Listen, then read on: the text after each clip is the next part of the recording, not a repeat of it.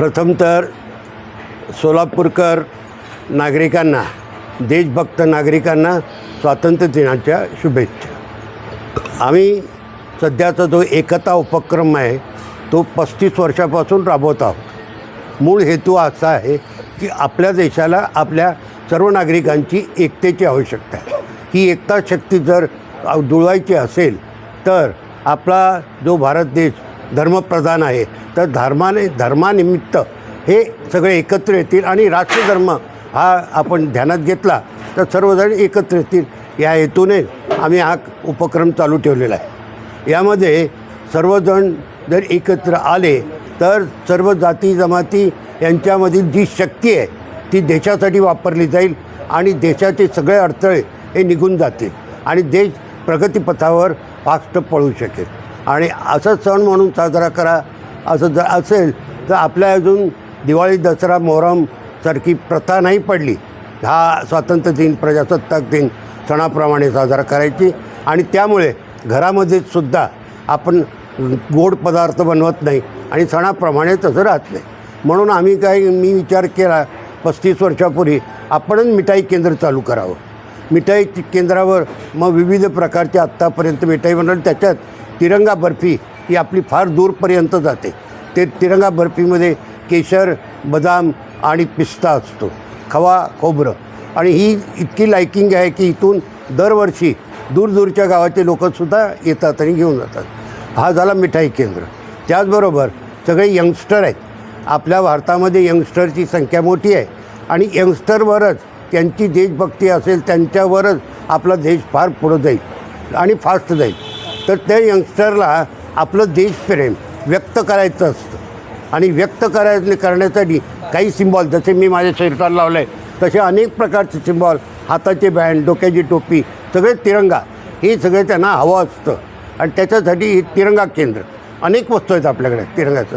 म्हणजे त्यानिमित्ताने ही सगळेजण येतात आणि आपलं देशप्रेम व्यक्त करतात आणि सगळ्यांनी अशाच प्रकारे या ठिकाणी हा सण साजरा करावा। त्यासाठी ह्या सद्भावना केंद्राची भेट घ्या। हे सद्भावना केंद्र पूर्वी त्या प्रभात टॉकीजसमोर गांधी ट्रॅक्टरच्या समोरच होतं, पण त्या ठिकाणी खूप गर्दी व्हायची आणि ॲक्सिडेंटसुद्धा झाले। त्यामुळे गेल्या 10 वर्षापासून हे केंद्र तिथं नसून, म्हणजे प्रभात टॉकीजसमोर गांधी ट्रॅक्टरच्या लगत नोव्हेस पोलीस चौकीला लागून नसून याच ठिकाणी तिरंगा बंगला या ठिकाणी 10 वर्षापासून चालू आहे। नागरिकांनी आपला देशभक्ती प्रसारणासाठीच्या या कार्यक्रमामध्ये सहभाग घ्यावा। आपण आनंदाने हा सण म्हणून साजरा करावा आणि एकता आपली निर्माण व्हावी, देशाला अखंडता मिळावी आणि देश सुदृढ व्हावा, यासाठी लोकांनी अवश्य या केंद्राची, सद्भावना केंद्राची भेट घ्यावी। धन्यवाद। जय हिंद।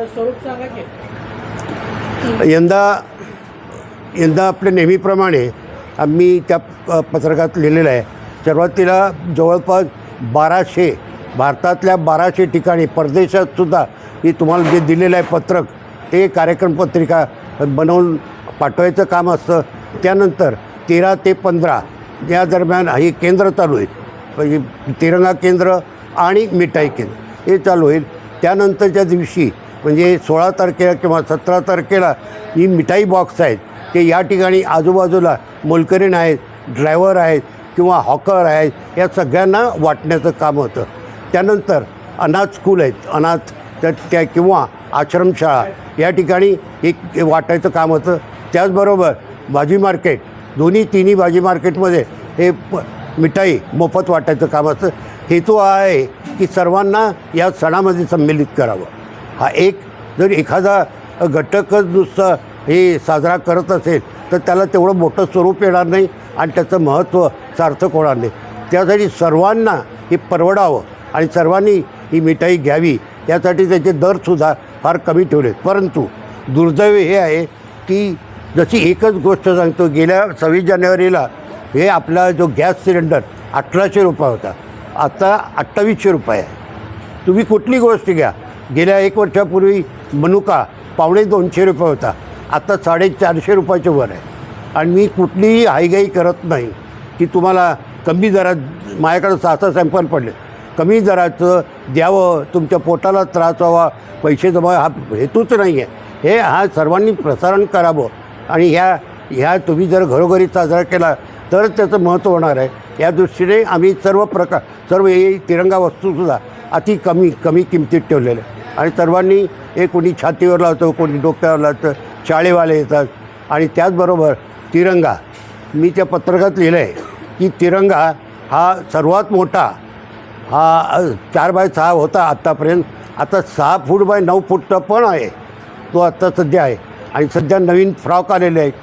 यावर्षी ड्रेस जरा चांगले ड्रेस वगैरे आलेले. लोकांनी त्यांच्या मनाप्रमाणे यावं, घ्यावं आणि साजरा करावा. धन्यवाद. जय हिंद.